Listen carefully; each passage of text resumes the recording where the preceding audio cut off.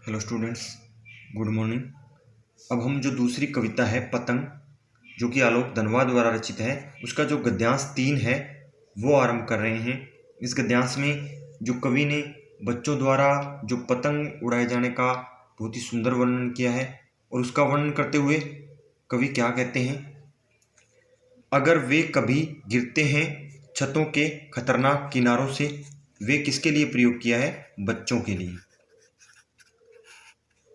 और बच जाते हैं तब तो इसमें कवि कहते हैं भी बच्चे वैसे तो क्या है भी पतंग उड़ाते समय कभी नहीं गिरते, फिर भी क्या है अगर वे कभी गिर भी जाते हैं, यानी वे कभी जो छतों के खतरनाक किनारे होते हैं, छतों के खतरनाक किनारों से गिर भी जाते हैं, फिर भी क्या है वो और बच जाते हैं। फिर भी उन खतरनाक किनारों से गिरने के बाद भी बच्चे बच जाते हैं, और उसके बाद उसके बाद और भी निडर होकर सुनहरे सूरज के सामने आते हैं। तब वहां से गिरने से बचने के बाद बच्चे जो हैं वो बिना डर के हो जाते हैं, निडर हो जाते हैं, निर्भय हो जाते हैं। उसके बाद वो क्या है सुनहरे सूरज के सामने आते हैं। तो सुनहरे सूरज के सामने यानी अत्यधिक उत्साह के साथ जो बच्चे हैं वे सुनहरे सूरज का जो प्रकाश होता है उसके समान बच्चे और भी उत्साह से भरकर सामने आते हैं।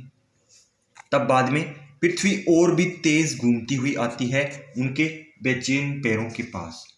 तब क्या है हमें ऐसा लगता है भी जो पृथ्वी है वो भी क्या है बच्चों की कोमलता को स्पर्श करने के लिए, जो बच्चों के जो बेचैन पैर हैं उन पैरों के पास, उन पैरों का स्पर्श करने के लिए घूमती हुई उन बच्चों के पास आती है। सुनहरे सूरज यहाँ सह शब्द की 2 बार आवृत्ति हुई है, तो यहाँ अनुप्रास अलंकार है। आगे है इस पद्यांश पर आधारित प्रश्न नंबर 1 है, छतों के खतरनाक किनारों से बच जाने पर क्या प्रभाव पड़ता है? प्रथम दो लाइनें हैं, सेकंड और थर्ड जो लाइन है इस पद्यांश में इसके बारे में बताया गया भी जब जो बच्चे हैं वो क्या है खतरनाक किनारों से बच जाते हैं तब क्या प्रभाव पड़ता है। प्रश्न नंबर 2 है, सुनहरे सूरज के सामने आने का क्या अर्थ है?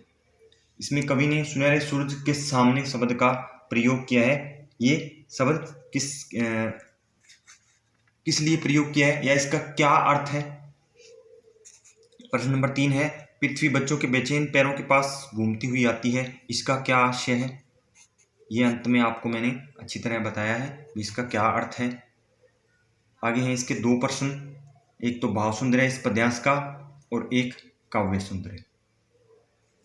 आगे हैं अभ्यास पर आधारित जो प्रश्न है, आसान से प्रश्न है। सबसे तेज बौछार गई भादो गया के बाद प्रकृति में जो परिवर्तन कवि ने दिखाया है उसका वर्णन अपने शब्दों में करें। यानी सबसे तेज बौछारें का जो महीना होता है, भादो मास का महीना होता है, उसके जाने के बाद प्रकृति में किस तरह का जो परिवर्तन है वो दिखाया गया है इस कविता में, उसका वर्णन शब्दों में करना है। तो क्या है भी भादो मास का जो महीना होता है उस मास में जो चारों तरफ जो काली घटाएं होती हैं वो छाई रहती है, क्योंकि ये बारिश का मौसम होता है और जो मूसलाधार वर्षा है वो इस मास में आरंभ होती है। लेकिन जैसे ही क्या है जो मूसलाधार वर्षा समाप्त होती है, यानी जो भादो मास का महीना है वो सब समाप्त होता है, तो उस मास के समाप्त होने के बाद ही जो बाद की जो परिवर्तन होता है प्रकृति में, जैसे जो बाद में जो सुबह होती है वो क्या है किस तरह होती है, खरगोश की लाल बुरी आंखों जैसी सर्दकालीन जो सवेरा उदय होता है, और उसके बाद में जो संपूर्ण जो प्रकृति है वो क्या है बहुत ही सुंदर प्रतीत होती है। चारों ओर उजाला क्या है उजाला और धुला धुला सा लग रहा है, चारों तरफ जो धूप है वो चमक रही होती है। प्रकृति में भी क्या है भी इस तरह का बहुत ही सुंदर निखार आ जाता है, और इस तरह का जो मौसम होता है उस मौसम में जो बच्चे हैं वो क्या है पतंग उड़ाते हैं। तो बच्चे भी समझ जाते हैं इस तरह का जो मौसम आता है उसके बाद में।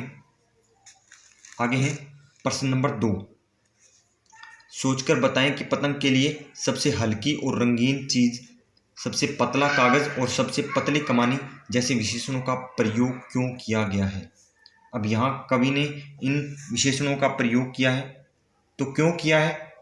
तो यहाँ कवि ने इन शब्दों का प्रयोग जो पतंग का रूप है और उसके हल्केपन, रूप रंग और जो पतंग का जो हल्कापन होता है उसके बारे में कवि हैं वो बताना चाहते हैं। वो पतंग की विशेषताएं बताते हैं कि किस प्रकार जो पतंग होती है उसमें जो दुनिया का सबसे हल्का कागज़ होता है वो प्रयोग होता है।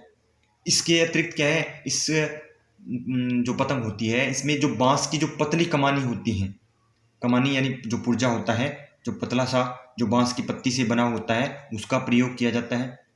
तो इस प्रकार ये विशेषताएं बच्चों को अपनी ओर खींचती है और इस तरह जो बच्चों के मन में एक नई तरह की जिज्ञासा उत्पन्न होती है। तो इस तरह आपका होमवर्क यही रहेगा भी, एक तो पद्यांश पर आधारित जो प्रश्न हैं वो आपको करने हैं और 2 प्रश्न ये अभ्यास के हैं, ये आपको करने हैं।